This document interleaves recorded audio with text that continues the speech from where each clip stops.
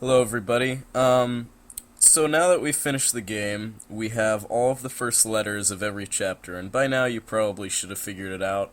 But for those of you who haven't, Chapter 1, New Arrivals, Chapter 2, Intensive Care, Chapter 3, Course Correction, Chapter 4, Obliteration Imminent, Chapter 5, Lethal Devotion, Chapter 6, Environmental Hazard, Chapter 7, Into the Void, Chapter 8, Search and Rescue, Chapter 9, Dead on Arrival, Chapter 10, End of Days, Chapter 11, Alternate Solutions, and Chapter 12, Dead Space. Put them all together, and what does it spell? Nicole's dead. Which, by that point, you already know. But anyways, that's that. I am going to read from the Dead Space Wiki, basically what the overview of the story is. It doesn't have all the details, that's for sure, but I don't know, I think it at least partially makes up for us kind of screwing around the whole LP. Alright, so for the summary of Dead Space, Dead Space is a third-person horror action video game developed by EA Redwood Shores, now known as Visceral Games, for the PS3, the Xbox 360, and the Microsoft Windows. It was released on October 14th, 2008 on the consoles and October 20th for Windows. The player takes on the role of an engineer named Isaac Clarke who battles a polymorphic undead species called the Necromorphs on board a stricken interstellar mining ship. Alright, backstory. So, Dead Space is set in 2508.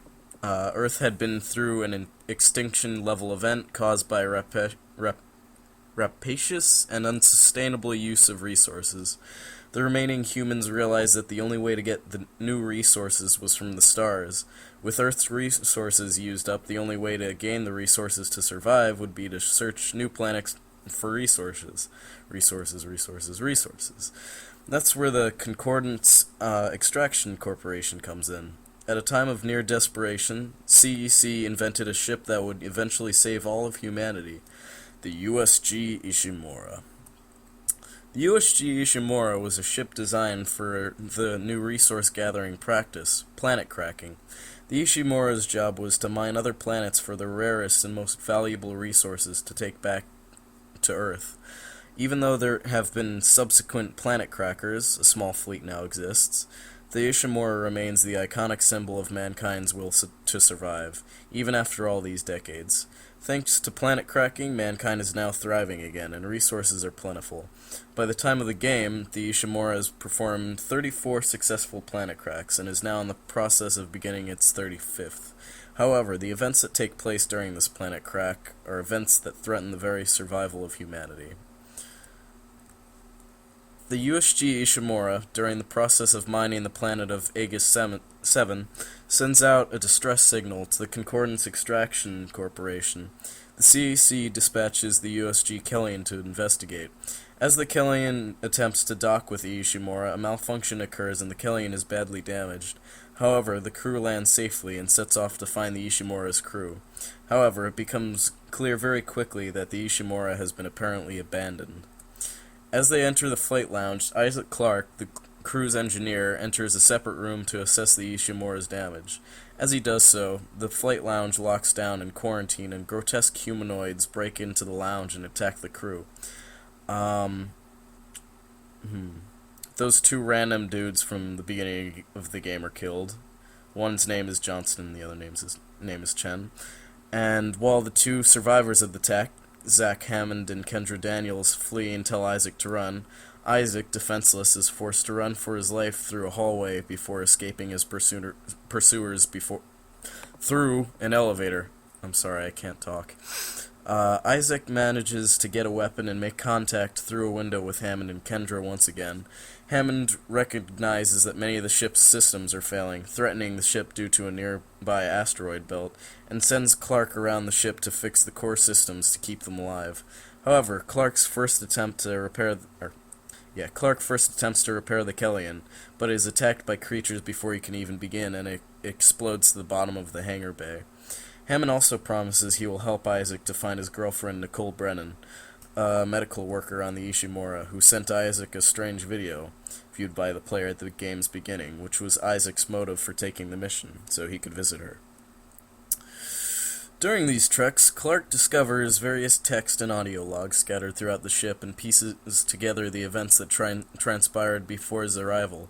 The ship's captain was actually an agent of the Church of Unitology, a large and influential religious cult, assigned to retrieve his religion's most deified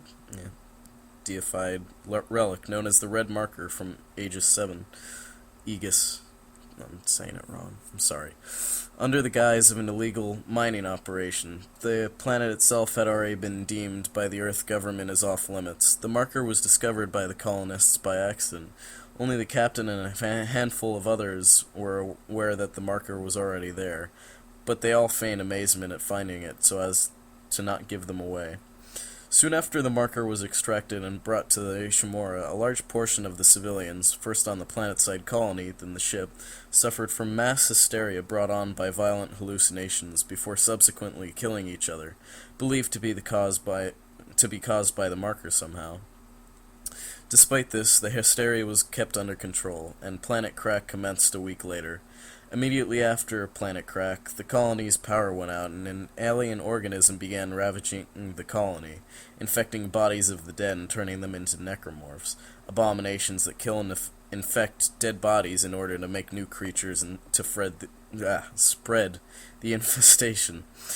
Captain Matthias then cuts off traffic and communications between the Ishimura and the colony to prevent the infection from reaching the ship. Dr. Terence Kine, the chief science officer, comes to believe that Captain Matthias is behaving irrationally. Under maritime law, Kine relieves the captain of his duty. Though Matthias refuses to comply, spouting angry, fanatical comments of heresy, appearing to be somewhat insane, Dr. Kine attempts to inject the captain with a sedative. Benjamin Matthias is killed by Dr. Kine in the ensuing scuffle as the needle is rammed through his eye socket, supposedly by accident. The infection then spreads to the Ishimura via a colony shuttle piloted by a survivor who was unaware that necromorphs had snuck aboard his shuttle prior to takeoff. The shuttle crashes into the docking bay, allowing the aliens to aboard the shuttle to escape into the Ishimura's ventilation system and begin killing and infecting the Ishimura's inhabitants. The killing had arrived after the Ishimura had completely fallen to the necromorphs. Though Hammond states that he is unaware of what the marker's role is in everything, Daniels confides to Clark that she believes Hammond is lying. Clark would later accompany his girlfriend Nicole, though they are unable to meet directly. Nicole is seen to be behaving strangely. What does that have to do with the... Never mind. Sorry. The Wikipedia is, like, a little bit out of order. Anyways. With the critical systems repaired, the three are able to launch a beacon for rescue, attracting a nearby military ship, the USM Valor. However, the Valor, having picked up an escape pod launched by Hammond containing a necromorph, becomes overrun with the creatures and crashes into the ship. Hammond then deduces, from the heavy military equipment he finds on board, that the Valor was actually assigned to destroy the Ishimura, suggesting that someone outside of Aegis 7 knew of the alien threat.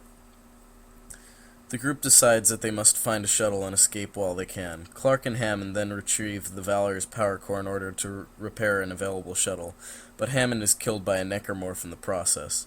The surviving Dr. Kine later contacts Clark and urges him to return the marker to Aegis 7. He reveals in a video that what the planet crack caused, a large creature known as the Hive Mind. The creature that controls all of the necromorphs was allowed to escape the instant the planet was cracked and begun infecting the colony. He believes that the marker actually acted as an inhibitor, rendering the hive mind dormant as long as the marker remained on the planet. The hive mind's dormancy would also cause all other necromorphs to enter a dormant state. He concludes that the only way to stop the creatures for good is to return the marker to the planet. After being assisted by Clark in loading the marker onto the shuttle, Kine is murdered by Daniels, who reveals the truth behind everything. She is a government operative ordered to retrieve the marker for her superiors. She further reveals that the marker is a reverse-engineered copy of another marker found on Earth, and was placed on Aegis 7 by the government hundreds of years ago to have scientists study its effects. These scientists discovered the pattern covering the surface of the marker is in fact the DNA code for necromorph infection. The newly created infection escaped and began to kill the doctors and transform them, and it wasn't long before the entire colony fell. But the doctors were successful in editing the marker into an inhibitor of the infection and activating this new feature. With the doctors dead and the infection locked away, the government marked Aegis 7 as off-limits and abandoned the planet. The planet-cracking operation was in fact a mission by the CEC and the government to retrieve the valuable marker, which led up to the present events. She then leaves on the shuttle without Clark, but Nicole arrives and is able to help him recall it, prompting Daniels to flee via an escape pod. Clark takes the shuttle with the marker to the colony and replaces it there. This pacifies the hive mind briefly, but also disrupts the gravity tethers holding a large portion of the planet several miles off the surface, threatening to destroy the colony. As Clark attempts to escape, Daniels appears and takes the marker back to the shuttle, once again removing the dead space field pacifying the hive mind, and shows Clark, through a fully recovered distress transmission, that Nicole actually committed suicide before they arrived on the Ishimura, and Clark's visions of her had been the marker's way of attempting to bring itself back to the planet, revealing that it is sentient in some way. Before she can leave, Daniels is killed by the gigantic hive mind, but Clark is able to defeat it. Leaving the marker behind, Clark flies off in the shuttle just before a rock crashes into the planet, possibly destroying the Ishimura and ravaging the surface of Aegis 7. As he sets course away from Aegis 7, Nicole's suicide video plays, but it is stopped by Clark, who then simply stares off into space. He is suddenly attacked by what appears to be Nicole in necromorph form. The screen is suddenly covered with strange runes, and Nicole screaming, which then cuts to black and static. Phew! So, that is pretty much the story of Dead Space. Pretty interesting stuff. You can get more backstory on just the people on the ship and what went on, and more about the origin of the necromorphs if you look it up in the text and audio logs. If you go on the Dead Space Wiki, which I'll link to this video in the description, you can find some really interesting stuff on all the Dead Space games there, including Extraction and Dead Space 2.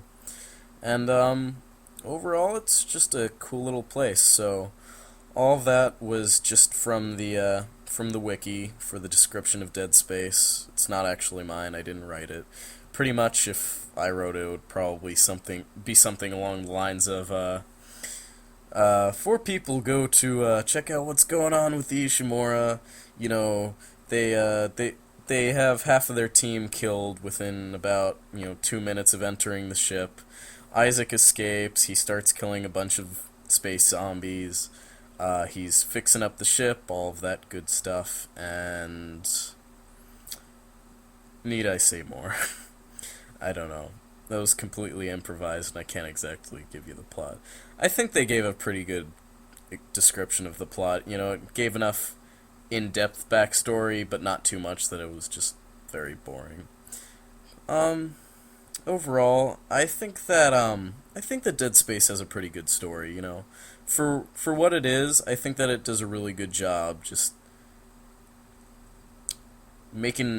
creating a mood and making an atmosphere for itself. It's like, as I've said before, it's like The Thing meets Event Horizon or Doom 3 or some sci-fi movie like that.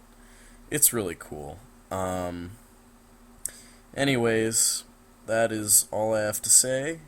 I hope you guys have enjoyed the LP, and goodbye.